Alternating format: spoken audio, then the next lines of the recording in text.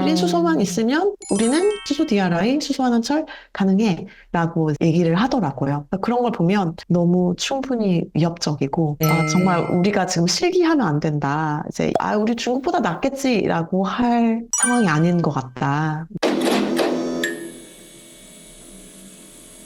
네, 여러분 안녕하세요. 제로에너지바입니다. 저희 지난 시간에 철강의 탈탄소에 관해서 이야기를 했어요. 2030년까지 그린 철강에 대한 수요가 국제적으로 굉장히 늘어날 걸로 보이는데 꿈의 기술이라고 얘기하는 수소환원철만 계속 바라보고 있기에는 2030년에 그 수요를 다 충당할 만큼이 안 될 것 같다. 그러니까 그거를 좀 메우기 위한 중간 단계의 어떤 브릿지 기술이 필요하다라고 하면서 저희가 그 고은 부대표님 모시고서 이제 어떤 기술이 있는지 이런 이야기를 쭉 나눠봤습니다. 지난 시간에 우리가 이제 그런 철강을 어떻게 만들 것인가를 이야기했다면 오늘은 이제 그럼 누가 이런 그린 철강을 과연 살 것인가 수요에 관한 이야기를 좀 해볼까 해요. 네, 다시 이어서 이야기 나누겠습니다. 네, 안녕하세요. 안녕하세요. 그럼 이번에는 수요에 관해서 이야기를 나누고 싶은데요. 이 그린 철강, 2030년까지 10% 될 거라고 하는데 누가 이거를 그렇게 살려고 하는 거예요? 왜? 그리고? 기업도 있고 정부도 있는데요. 우선 근데 기업 쪽에서 흐름이 조금 더 세니까 기업 쪽에서 말씀을 드릴게요. 두 가지 이니셔티브에 주목을 했는데 하나는 스틸 제로고 하나는 First Movers Coalition이라고 해서 퍼스트 무버 연합 이렇게 번역이 되는 이니셔티브입니다. 스틸 제로가 그 아까 다녀오신 클라이밋 위크랑 관련돼 있지 않아요, 또? 맞아요. 스틸 제로가 더 클라이밋 그룹에서 추진을 하고 있는 이제 이니셔티브인데 저희 아리백은 이미 너무 잘 알죠. 아리백을 주도했던 그 기관이 클라이밋 그룹입니다. 그래서 어마어마하네요. 네, 그죠. 그 비영리 기후 기관에서는 글로벌리 아주 영향력이 있고 정말 하나의 흐름을 만들어내는 그런 기관이라고 할 수 있는데 이제 그 기관에서 추진하고 있는 이니셔티브가 스틸 제로예요. 그래서 저는 아리백이 사실 정말 초반만 해도 어떻게 이렇게 전 세계 기업과 정부의 어젠다를 주도할 수 있는 그런 영향력을 가질 수 있을까 의문을 품는 사람이 굉장히 많았는데 결국에는 그렇게 됐잖아요. 심지어 저희 대선 토론에도 나올 정도였으니까. 그래서 어쨌든 이 기관이 가진 그 무게, 권위를 생각해봤을 때 이 스틸 제로도 저는 제2의 아리백이 될 가능성이 굉장히 크다라고 해서 좀 주목을 하고 있어요. 스틸 제로에 참여한 가입사들은 그린 철강을 우리가 조달하는 전량의 몇 퍼센트만큼 조달하겠다라는 그런 공약을 내세워요. 그래서 2030년까지 한 50% 혹은 이상 그리고 2050년까지는 전량을 그린 철강으로 구매하겠다. 라고 이제 선언을 하는 기업들의 모임입니다. 볼보, 머스크, 오스테드와 같이 소위 좀 산업의 경향이나 흐름을 주도한다, 좀 선진적으로 주도한다라고 스스로를 브랜딩하는 그러한 기업들이 많고요. 철강을 많이 구매하는 자동차 제조업이나 선박 제조업, 풍력 발전기를 만드는 그런 재생에너지사들이 많이 참여하고 있죠. 그래서 이런 스틸 제로가 있고 또 유사한 이니셔티브를 퍼스트 무버 연합이라는 게 있는데 이 퍼스트 무버 연합은 우선은 그 추진 주체가 다르거든요. 그 스틸 제로라는 더 클라이밋 그룹은 되게 유럽 베이스의 기관이 이제 추진하는 거고 또 미국 상무부랑 월드 이코노믹 포럼이라고 세계 경제 포럼에서 이제 추진하는 좀 탄소 감축이 어려운 7개 업종에 대해서 저탄소 수요를 창출하자라는 이니셔티브예요. 이 중에 하나가 철강이고 이제 이들도 이제 그들의 이제 기준을 내세우고 있고 또 여기에 참여하는 기업들은 또 미국이 많더라고요. 알파벳, 마이크로소프트, GM과 같은 또 미국 기업들도 많이 참여를 하고 있고. 그래서 특징적인 기업의 그린 철강 수요 행태를 보면은 가장 대표적으로 볼보를 들 수가 있는데요. 볼보 같은 경우는 2021년 이제 그 즈음에 fossil free steel을 사용한 트럭을 만들었어요. 그때 당시에는 파일럿 형태? 아직까지 수소환원 제철이 상용화가 안 되었거든요. 그리고 2026년에 상용화가 될 그 수소환원 제철에 대해서 이미 구매 계약을 체결을 해놨어요. 수소환원 제철을 만드는 회사가 H2 그린 스틸이라는 회사가 하나 있고 하이브리드라는 회사가 있는데요. 그래서 볼보가 이미 구매 계약을 체결을 했고 2026년에 납품을 하겠다. 이제 이렇게 되어 있는 거죠. 전 세계 철강사들이 2026년 이 결과를 굉장히 숨죽이면서 좀 기다리고 있어요. 볼보에게서 인정이 될 경우 스틸 메이킹 씬에서 혁신적인 변화인 거거든요. 도로가 아닌 수소로 충분히 자동차용 철강 생산이 가능하다라는 얘기니까. 또 볼보 같은 경우가 좀 이런 그린 철강에 대한 수요와 이제 트렌드를 주도를 하고 있는 이제 이런 대표적인 기업 중에 하나고, 머스크 같은 이제 해운 업체라든지, 그리고 재생에너지를 하는 오스테드라든지, 네. 이제 이러한 회사들도 동참을 하고 있습니다.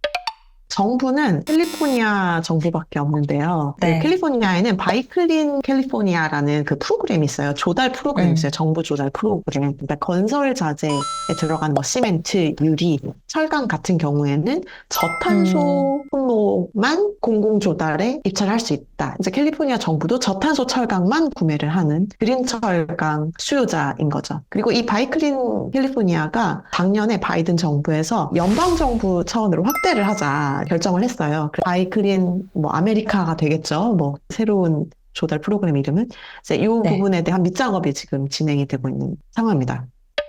그린이라고 하는 게 뭐 어디까지를 그린이라고 말하는 거? 어차피 수소환원설이야 뭐 아까 볼보 얘기 말씀하시긴 했지만 그거를 다 될 수는 없을 텐데 그린이라는 기준이 뭔가요? 하나의 유권적인 기관이 세팅을 한 네. 그런 기준이 없거든요, 지금. 뭐 텍소노미에 뭐 이렇게 딱 들어가 있는 거 없어요? EU 텍소노미나 뭐 한국 뭐 그런 건 있을 수 있는데 EU 텍소노미에 또 저탄소 철강에 대한 얘기는 없고, 뭐 각기 정부라든지 뭐 기업이라든지 각자의 기준이 있기는 해요. 근데 그게 다 네. 제각각이고 좀 자의적이고 네. 이게 정말 그린이야? 라고 의문을 품을 만한 그런 기준들이 많아서 저희 연구진이 주목하는 기준은 이 스틸제로가 이제 Responsible Steel이라는 책임 있는 철강사들을 위한 기준을 세팅을 하는 이제 그런 기관이거든요. 그래서 거기랑 네. 합작을 해가지고 이 그린 철강은 이렇게 되어야 돼라는 이제 기준을 발표를 했어요. 제가 그 기준을 이제 차용을 하고 있거든요. 이 연구 보고서에서는 2030년 우리가 그린 철강 기준을 충족을 하려면 지금 포스코 혹은 현대제철 탄소 집약도 대비해서 20% 이상은 감축이 되어야 됩니다. 이 스틸제로와 리스폰시블 스틸의 2등급 기준을 충족을 하려면요. 이 두 기관에서는 탄소 집약도를 기준으로 1등급, 2등급, 3등급, 4등급이 제일 좋은 등급이에요. 4등급이 거의 제로에 가까운 기준. 이들이 어떻게 이거를 이제 만들어냈냐면 전 세계 가져올 수 있는 데이터를 다 끌어모아서 전 세계 철강사들 탄소 집약도를 다 조사를 한 다음에 어느 정도의 추세를 파악을 했어요. 요 정도구나. 그 수준을 약 1등급 정도 더 앰비셔스하게 줄인 부분을 2등급, 3등급, 4등급 이렇게 나눴거든요. 실제로에서도 2030년까지 저탄소 철강은 이 2등급을 달성하는 철강이 그린 철강이다. 이 기준을 충족하는 철강을 50%까지 구매를 하자. 이제 이 약속을 하고 있죠, 다 같이. 그러면 지금 현재 뭐 포스코나 현대제철이나 이런 데는 보통 1등급 정도라고 보면 되고 20% 더 탄소 집약도를 줄여서 2등급까지 올려야 되는 거군요, 2030년까지. 그렇죠. 우리가 계속 뭐 외국 얘기만 하고 있는데 우리나라에는 그린 철강 수요가 없나요? 말씀하신 대로 사실 시장이 있어야 기업이 만들 거 아니에요? 방금 말씀드린 그 기준으로는 없습니다. 다만 이제 우리나라도 녹색 제품 의무 구매 제도라든지 최소 녹색 기준이라든지 이제 그 저탄소 인증을 받은 철강 제품을 구매할 수 있는 유인이 있는 프로그램들이거든요. 이 저탄소 인증 기준이 우리나라 같은 경우에는 달성이 덜 힘든 수준이에요. 스틸제로나 리스폰시블 스틸의 그 기준에 대비하면은 지금 탄소 집약도와 아주 큰 차이가 없는 정도의 기준이다. 이제 이렇게 말씀을 드릴 수 있는 게 우리나라 같은 경우에는 과거 3년 대비해서 오늘 3.3% 감축을 했으면 저탄소 인증이 나오거든요. 저탄소 인증 철강 제품이 꽤 있어요. 그렇게 치면 이제 우리나라 정부는 그 저탄소 인증 철강을 구매할 수요자가 될 수는 있는데 의무의 강도가 얼마나 세냐라고 하면 아주 세지는 않다. 왜냐하면 그 공공기관들이 전체 조달액의 일정 비율만 녹색 제품을 구매하면 되거든요. 그리고 이 녹색 제품이 꼭 철강에만 포함되는 게 아니잖아요. 되게 여러 가지 품목이 있단 말이죠. 그런 품목으로 이 비율을 달성을 하면 저탄소 철강을 사지 않아도 될 수도 있고 우리나라 저탄소 인증에 맞춘 수요가 존재하기는 하는데 굉장히 적다. 이제 이렇게 얘기할 수 있을 것 같아요.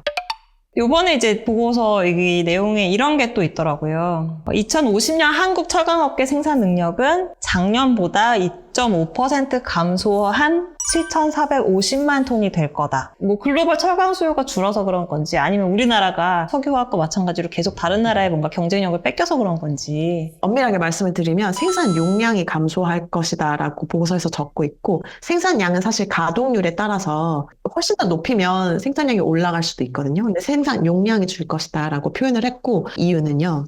우선은 글로벌 철강 수요 전망을 보면은 작년 대비 2050년에 한 30% 늘 거라고 해요. 왜냐하면 전 세계에는 아직 저개발 국가가 많고 이제 개발이 진행이 되면서 건설이 활발하게 이루어지고 도시화가 진행이 되고 인구가 늘어나고 이제 이러면 철강 수요 자체는 글로벌리 30%가 더 늘 것이다. 이제 이렇게 보고 있거든요. 그러면 이제 우리나라 철강 마켓시어 덩달아 네. 늘어날 것이냐 아니면 줄어들 것이냐 이제 이거에 네. 대한 판단인 건데 근데 이 판단에 네. 대해서는 정말 다양한 시각이 있어요. 혹자는 뭐 2030년까지 절반까지도 줄어들 수 있어. 이렇게 비관적으로 보시는 분도 있고 뭐 늘어날 거다. 이렇게 예상하시는 분도 있고 정말 다양한데 이제 저희가 주목을 한 부분은 글로벌 수요 자체가 늘어날 거긴 하지만 중국은 이미 철강 증설을 너무 많이 해서 글로벌 공급 과잉을 초래를 했잖아요. 인도는 정말 증설을 또 많이 하고 있거든요. 중국, 인도와 같은 다른 국가들이 이미 볼륨 측면에서는 많이 늘려놓았고 늘어날 것이기 때문에 우리나라에서의 마켓 쉐어가 늘어날 공간이 사실 많지 않을 것이다. 이제 이렇게 보았고 또 두 번째로는 아무래도 트렌드가 저탄소 철강, 탈탄소 이렇게 가는 시장 상황에서 우리나라가 유리한 조건은 아니거든요. 자원 수급 측면에서 뭐 수소도 그렇고 재생에너지도 그렇고 아주 유리하게 마켓 쉐어를 늘려나갈 수 있는 부분도 좀 다소 약할 것이다. 이제 이렇게 봤어요. 최선의 전망이 뭐 비슷하거나 소폭 줄거나 이 정도 수준일 것이다라는 이제 연구진의 판단이 있었고 이거에 대해서는 저도 보고서를 쓰면서 다른 많은 전문가들과 얘기를 나누는데 정말 많이 의견이 갈리더라고요.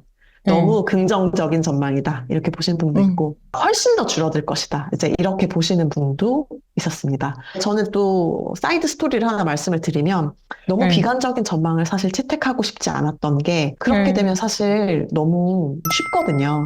왜냐하면 생산량이 줄어들면 탄소 감축하기 너무 쉬워요. 그래서 저희가 어쨌든 우리 철강 산업의 넷제로 로드맵을 논하는데 그러한 로드맵은 내놓고 싶지 않았던 마음이 있었고 우리는 어차피 생산량이 줄 거니까 줄 거야 라는 이런 다소 비관적이고 뭐 전혀 생산적이지 않은 논의로 이어지는 그런 로드맵을 제시하고 싶지 않은 마음도 또 작용을 해서 누군가 낙관적이라고 볼 수 있는 그런 전망을 채택했습니다. 저는 중국의 그 탈탄소 기세가 굉장히 무섭다고 생각을 하는 게 작년 기준으로 저탄소 철강 프로젝트를 진행하는 곳이 한 12개 정도 되더라고요. 12개 프로젝트가 되는데 그중에서 한 7개 정도가 규모가 파악이 되어 있어요. 그 규모를 다 합쳐보니까 우리나라 전체 생산 규모의 한 3분의 1 정도가 되더라고요. 데모 프로젝트로 하는 그 규모 자체가 이미 굉장히 크고 제가 제로에너지바 나오려고 준비를 하면서 찾아보다가 기사를 보니까 중국의 HBIS라는 철강사가 있는데 거기서 120만 톤 수소 환원 제철 기술에 대한 데모 플랜트가 성공을 했다. 기사가 나왔어요. 근데 이제 거기서는 지금은 수소 그린 수소가 아니라 코크가스를 썼대요. 이게 수소를 넣어도 전혀 설비의 사용에 이해가 되지 않도록 그렇게 이제 사용을 설계를 해놨기 때문에 그린 수소만 있으면 우리는 수소 DRI, 수소 환원철 가능해 라고 얘기를 하더라고요. 그런 걸 보면 너무 충분히 위협적이고 정말 우리가 지금 실기하면 안 된다. 이제 이런 생각이 많이 드는 그런 소식이었습니다. 탈탄소는 그래도 쟤네들은 중국, 인도는 뭐 싼 거만 만들 거야. 이렇게 안심할 게 아니라 이미 그린 기술도 굉장히 우리를 앞질러 갈 수 있다라는 거네요. 우리 중국보다 낫겠지라고 할 상황이 아닌 것 같다. 이런 메시지입니다. 알겠습니다. 그러면 마지막으로 우리가 뭔가 뭐 정책적으로라든지 뭐 어떻게 뭐 우리 이거는 꼭 해야 된다라고 할 만한 제언으로 좀 마무리하면 어떨까 싶은데요.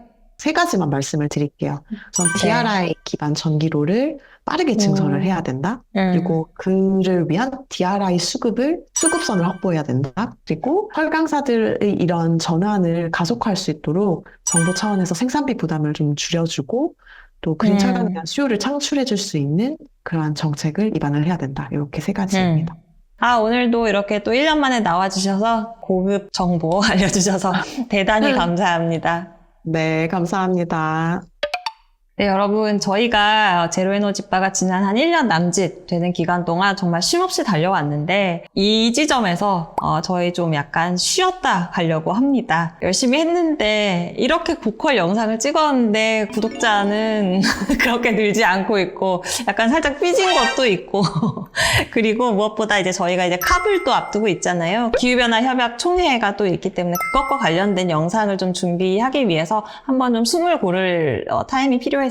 그래서 저희가 한 3주, 혹시 더 길어지면 4주 정도 저희가 잠깐 쉬었다가 다시 한번 재충전해서 다시 돌아오겠습니다. 네, 그때까지 구독 취소하지 마시고 좀 기다려주세요. 네, 감사합니다.